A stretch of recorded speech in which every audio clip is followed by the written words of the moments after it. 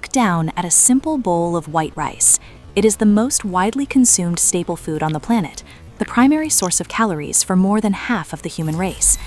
But to look at rice simply as agriculture is to miss the greatest psychological and engineering triumph in human history. Unlike wheat or corn, which you can simply scatter into rain-fed soil, growing rice originally demanded that humans fundamentally reshape the earth itself. It required the construction of elaborate terraces, the precise control of water, and a level of synchronized communal labor that early humans had never before attempted. Rice didn't just feed societies, it forced them to cooperate.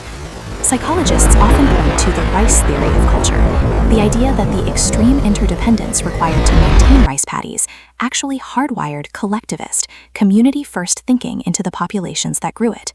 Rice isn't just a crop, it is the biological engine that built the most complex, cooperative civilizations on Earth.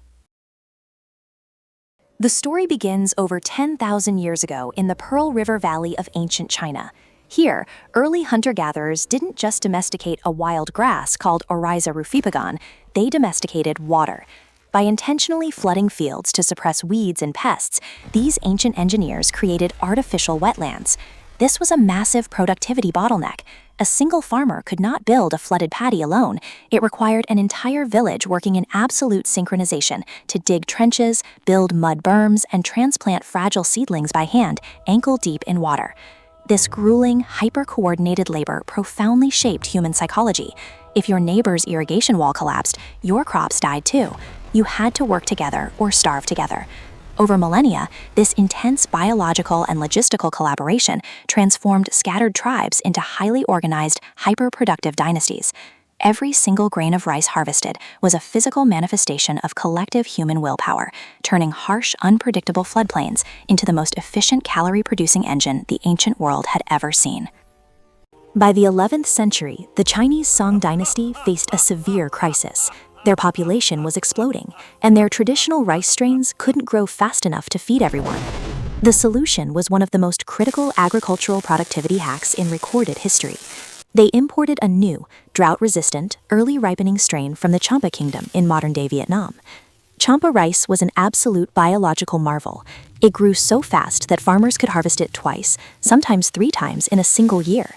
This completely shattered the natural limitations of the growing season. The psychological impact of this food surplus was staggering. Freed from the constant daily panic of starvation, the Song dynasty experienced a golden age of economic and technological innovation. They invented paper money, gunpowder, and the magnetic compass, all fueled by the relentless compounding caloric energy of Champa rice.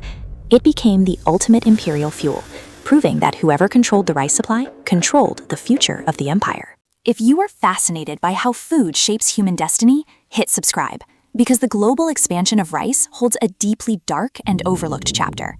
When European colonists settled in the American South, particularly in South Carolina, they realized the swampy terrain was perfect for rice. The problem was, they had absolutely no idea how to grow it. To solve this, they deliberately targeted and enslaved people from the rice coast of West Africa, stretching from modern-day Senegal to Sierra Leone. These enslaved Africans were expert agricultural engineers. They possessed the complex logistical knowledge required to construct tidal irrigation systems, build trunks to control water flow, and mill the grain. The explosive wealth of the American South, built on the famous Carolina gold rice, was not a product of European ingenuity. It was entirely stolen. It was built on the abducted genius, the stolen technology, and the brutal, malaria-ridden forced labor of thousands of West Africans who literally carved an empire out of the swamps. In the 20th century, the global population skyrocketed, and by the 1960s, the world was staring down the barrel of massive, unprecedented famine. Half of Asia was on the brink of starvation. To avert this disaster, scientists at the International Rice Research Institute in the Philippines engineered a new, high-yielding variety known as IR8. This was the dawn of the Green Revolution. IR8 was a genetic and logistical miracle. It produced 10 times the yield of traditional rice when combined with synthetic fertilizers and modern irrigation. From a psychological standpoint, humanity had finally hacked nature's ultimate limit. Millions of lives were saved, but it came at a steep cost. The Green Revolution replaced thousands of resilient indigenous rice varieties with fragile, chemically dependent monocultures. The ancient, sacred bond between the farmer, the community, and the flooded paddy was industrialized.